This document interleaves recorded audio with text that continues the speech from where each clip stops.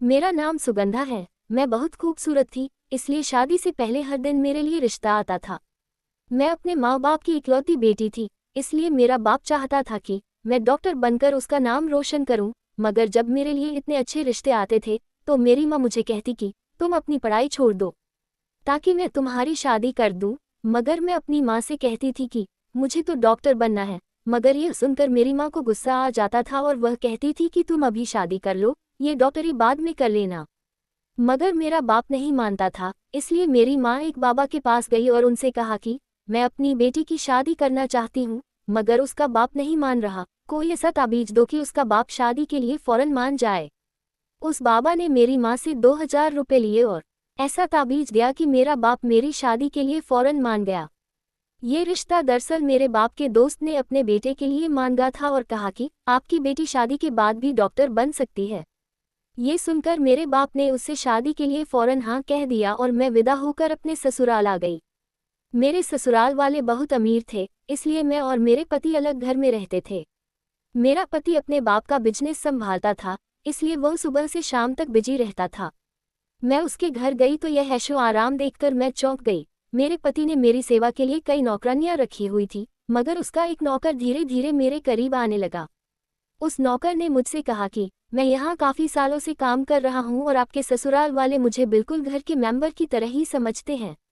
ये सुनकर मैंने भी उसे खास अहमियत देना शुरू कर दी। वह एक दिन मेरे कमरे में आ गया तो मैं अभी तक बिस्तर में लेटी हुई थी। उसने मुझे थका थका देखा तो कहने लगा कि आप लेटे रहो, थक गई होगी, अगर आपको ऐतराज ना हो तो मैं आपके पैर दबा दूं। ये सुनकर मैं चौंक गई। मैं खूबसूरत थी, जवान थी, लेकिन मुझे मेरे पति के अलावा किसी मर्द ने नहीं छुआ था और ना ही मैंने किसी नौकर से कभी अपने पैर दबवाए थे। इसलिए मैंने फौरन मना कर दिया, नहीं, मुझे अच्छा नहीं लगता कि कोई पराया मुझे छुए। ये सुनकर वह चुप हो गया और मेरे कमरे से चला गया। तभी मुझे एहसास हुआ कि मैंने उसकी बात का जवाब बहुत सख्ती से दिया था। शायद वह पहले भी मेरे ससुराल में ऐसे काम करता होगा, मगर मैंने साफ इनकार करके उसका दिल तोड़ दिया था। दरअसल मैं बहुत नर्म दिल थी, इसलिए मुझे बाद में अफसोस होने लगा। मैं उसके बारे में सोचने लगी कि यह नौकर तो काफ़ी जवान और खूबसूरत है, मुझे इससे पैर नहीं दबवाना चाहिए।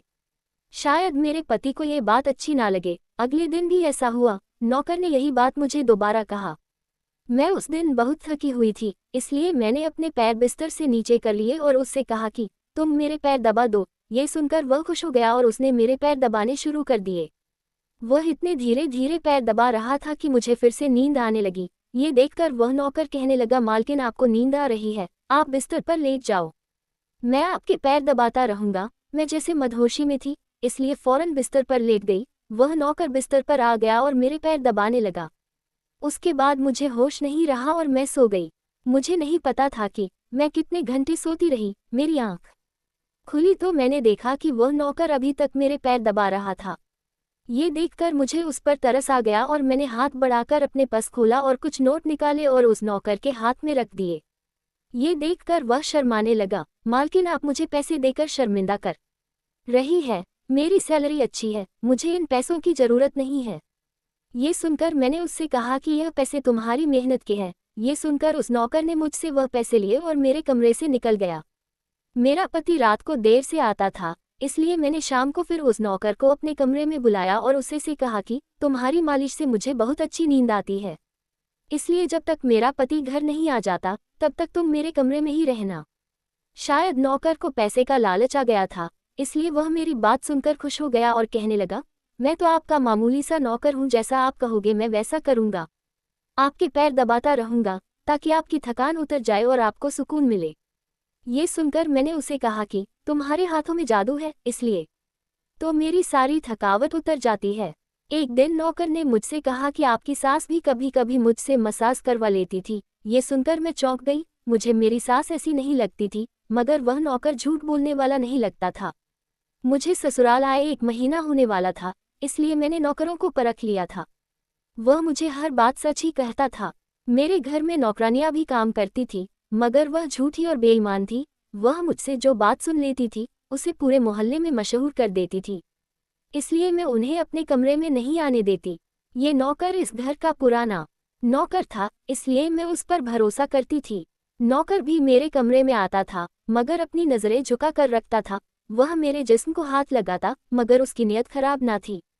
ऐसा हर रात होता था। एक दिन मैंने अपने पति से कहा कि जब से हमारी शादी हुई है हम कहीं घूमने फिरने नहीं गए। ये सुनकर मेरे पति ने कहा कि जब से हमारी शादी हुई है तुम भी तो हर वक्त नींद में रहती हो। मैं रात को भी घर आता हूँ तो तुम गहरी नींद में होती हो। दिन को मेरे पास वक्त नहीं होता और रात को मेरे घर आने से पहले तुम सो जाती हो। ये सुनकर मैं अपने दिल में सोचने लगी कि यह सब नौकर की मालिश की वजह से हो रहा था। मेरे पति की शिकायत यही थी, मुझे रोज रात को अपने पति के लिए जागना चाहिए था। उस दिन मैंने फैसला किया कि आज रात जब नौकर मुझे मालिश के लिए कहेगा तो मैं इनकार करूंगी ताकि मुझे नींद ना आए और मैं अपने पति के आने तक जागती रहूं। शाम हुई तो मैंने नहाकर खुद को खूब तैयार किया और दुल्हन बनकर बिस्तर पर बैठ गई। नौकर मेरे कमरे में आया तो उसने मुझे मालिश के लिए पूछा, मगर मैंने साफ इनकार कर दिया। मेरी बात सुनकर वह कुछ उदास हो गया और वापस चला गया। कुछ देर बाद नौकर मेरे कमरे में आया तो उसके हाथ में दूध का गिलास था। मैंने खाना नहीं खाया था, इसलिए फौरन दूध पी लिया और अपने पति का इंतजार करने लगी। मगर मुझे नींद आ गई और मैं सो गई। सुबह में जागी तो नौकर फौरन मेरे कमरे में आया और कहने लगा, मालकिन आपके लिए नाश्ता लेकर आऊं। ये सुनकर मैंने अपने पति के बिस्तर की तरफ देखा, वह खाली था। ये देखकर नौकर कहने लगा, मालिक को जरूरी काम था, वह नाश्ता करके चले गए। ये सुनकर मेरा मूड खराब हो गया। मैं रात भर उसका इंतजार करती रही, मगर वह सुबह होते ही ऑफिस चला गया। मैंने नौकर से कहा कि मेरे लिए चाय ले आओ। नौकर कमरे से बाहर निकल गया। तभी मैंने अपने जिस्म की तरफ देखा तो चौंक गई। रात को मैंने दुल्हन का कपड़ा पहना हुआ था, मगर अब मेरा जिस्म पर कोई और कपड़े थे। मगर मैंने अभी जेवरात पहने हुए थे। मेरा सर भारी होने लगा। मुझे ये सोचकर चक्कर आने लगा कि रात को मेरे साथ क्या हुआ था और मेरे कमरे में कौन था और उसने मेरे साथ क्या किया था। मगर मुझे कुछ याद ना आया। मेरा दिल घबराने लगा और मैंने अपना सर पकड़ लिया। मेरा पूरा जिस्म दर्द कर रहा था, इसलिए नौकर चाय लेकर आया तो मैंने उससे कहा कि मेरा जिस्म दबा दो। ये सुनकर वह बिस्तर पर आ गया और मुझे दबाने लगा। उस दिन मैं देर तक बिस्तर पर पड़ी रही। उस दिन मेरे पति अचानक घर आ गए। मैंने उसे देखा तो उस पर बरस पड़ी। मैं रात को तुम्हारे लिए दुल्हन बनकर जागती रही, मगर तुम नहीं आए। ये सुनकर मेरे पति कहने लगे, लेकिन मैं रात को कमरे में आया तो तुम गहरी नींद में थी, इसलिए मैंने तुम्हें नहीं जगाया। ये सुनकर मैं चौंक गई, मगर मेरे कपड़े किसने बदली किया और नींद पूरी होने के बावजूद मेरा जिस्म क्यों दर्द कर रहा है। मैं उलझ गई थी। मेरे पति कहने लगे, अच्छा ठीक है, मूड खराब करने की जरूरत नहीं है। मुझे आज रात एक काम के सिलसिले में बाहर जाना है, इसलिए देर हो जाएगी। मगर अभी मेरे पास 3-4 घंटा फ्री है। अगर तुम कहो तो हम अभी कहीं बाहर जा सकते हैं। ये सुनकर मेरा मूड खुद ब खुद ठीक हो गया और मैं सारी रात वाली बातों को भूलकर खुश हो गई। शादी के बाद ये पहला मौका था कि मैं अपने पति के साथ कहीं बाहर जा रही थी।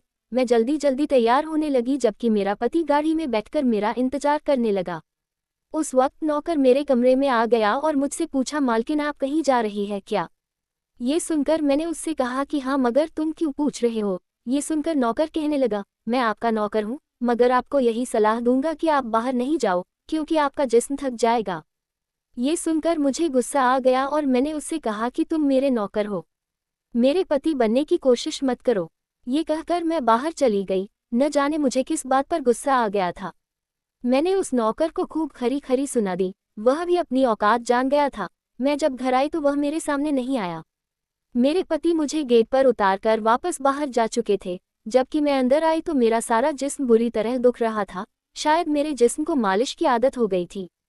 तभी तो रात होते ही वह मालिश के लिए तड़पने लगता था, लेकिन मैंने उस नौकर को नाराज कर दिया था, इसलिए आज वह मेरी मालिश करने नहीं आया।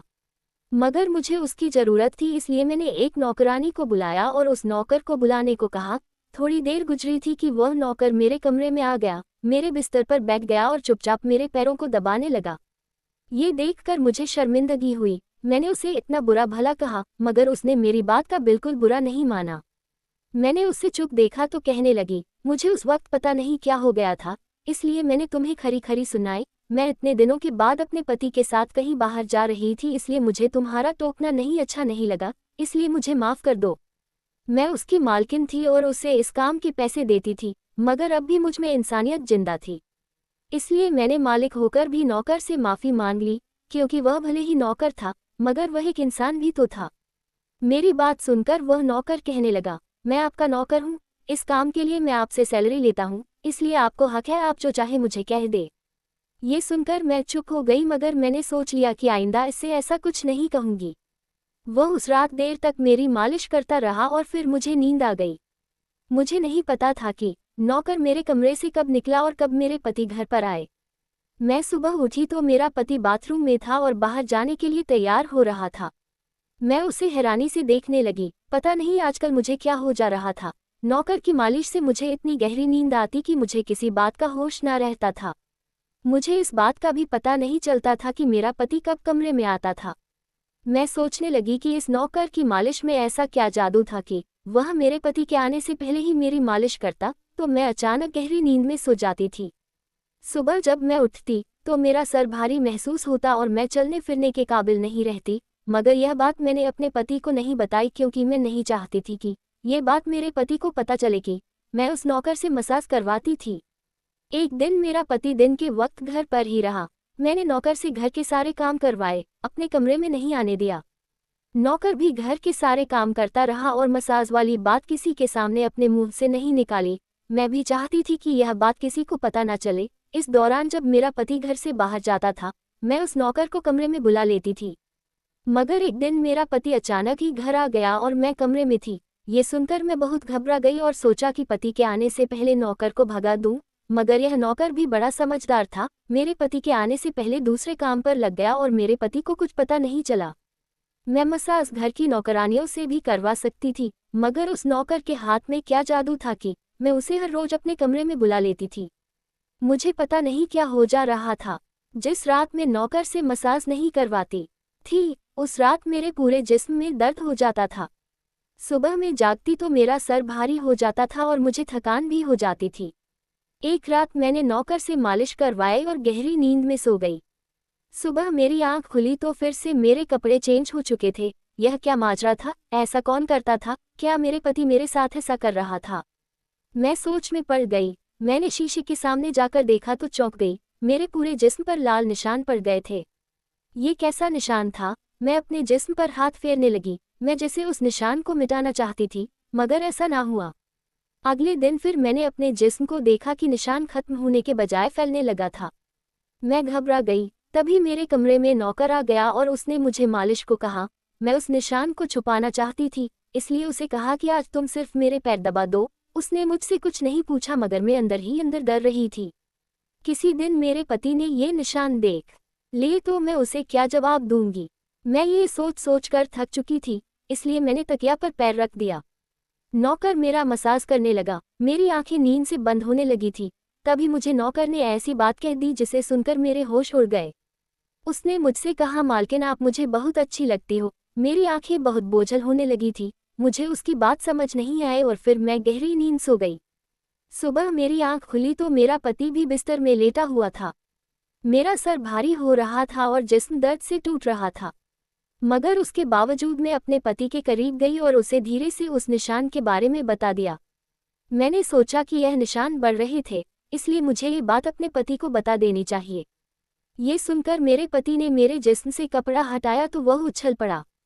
वह मुझसे दूर हो गया और कहने लगा, तुमने मुझे धोखा दिया है, बेवफाई की है और तुम्हें उसी की सजा मिली है। यह कोई बीमारी नहीं है, बल्कि तुम्हारा गुनाह है। मुझ में क्या कमी थी जो तुमने दूसरा मर्द तलाश कर लिया? मैं काम में बिजी था, मर तो नहीं गया था कि तुमने एक और चक्कर चला लिया। ये सुनकर मैं हक्का बक्का रह गई। मैंने उससे कहा कि यह आप कैसी बातें कर रहे हैं, मैं बेकसूर हूँ।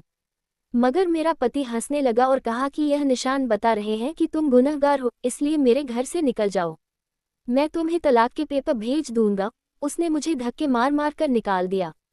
मैं रोते हुए अपने माँ बाप के घर आ गई और उन्हें अपनी बेगुनाही का यकीन दिलाया। वह मेरे अपने थे, इसलिए उन्होंने यकीन कर लिया। उन्होंने कहा कि वह मेरे पति से बात करने जाएंगे, मगर उनके जाने से पहले ही तलाक के कागज आ गए और मेरी हंसती मुस्कुराती दुनिया उजड़ गई।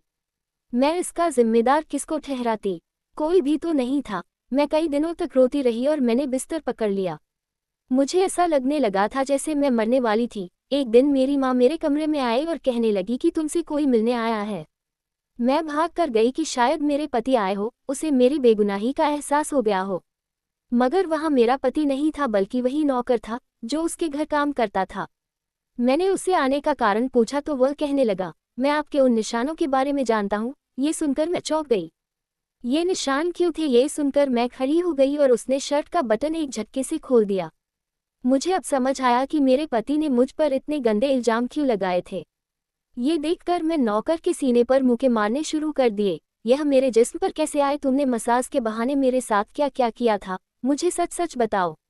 ये सुनकर नौकर ने मेरे दोनों हाथ पकड़ लिए और कहने लगा, मेरा नाम विक्रम है और मैं तुम्हारे साथ यूनिवर्सिटी में पढ़ता था, मगर मुझे तुमसे प्यार हो गया। मैं भी डॉक्टर बनना चाहता था और मैंने सोचा था कि जब हम दोनों डॉक्टर बन जाएंगे तो मैं तुम्हारे बाप से तुम्हारा हाथ मान लूंगा। मगर एक दिन तुम्हारी सहेली की जुबानी मुझे पता चला कि तुम्हारी माँ तुम्हारी शादी जल्द करना चाहती है, इसलिए मैंने डर कर तुम्हारे घर रिश्ता भेजा। मगर तुम्हारे बाप ने इनकार कर दिया और कहा कि मैं अपनी बेटी की शादी तब करूंगा जब वह डॉक्टर बन जाएगी। इसलिए मैं इत्मीनान होकर अपनी पढ़ाई करने लगा।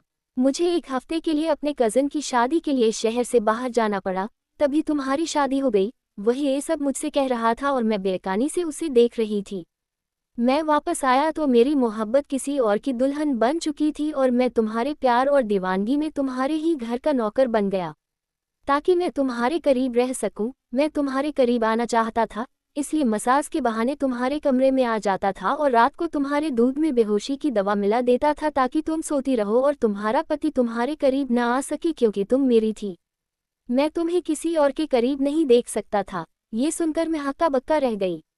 क्या तुमने मेरे साथ कभी कुछ गलत किया? ये सुनकर उसने मेरा हाथ अपने सर पर रख लिया और कहा, मैं तुमसे प्यार करता था, इसलिए तुम्हारे इजाजत के बगैर मैं तुम्हारे साथ कुछ नहीं करना चाहता था। ये सुनकर मैंने उस निशान की तरफ इशारा किया जो हम दोनों के जिस्म पर थे। ये सुनकर वह हंस दिया और कहा कि मैं डॉक्टर हूँ और यह सिर्फ इन्फेक्शन है। यह मैंने इसलिए किया ताकि तुम्हारे पति को हम दोनों के ऊपर शक हो जाए। ये कहकर उसने मुझे माफ़ी मांग ली और मैंने पूरे 1 साल उसे सजा देने के बाद माफ़ कर दिया और फिर उसके साथ शादी कर ली।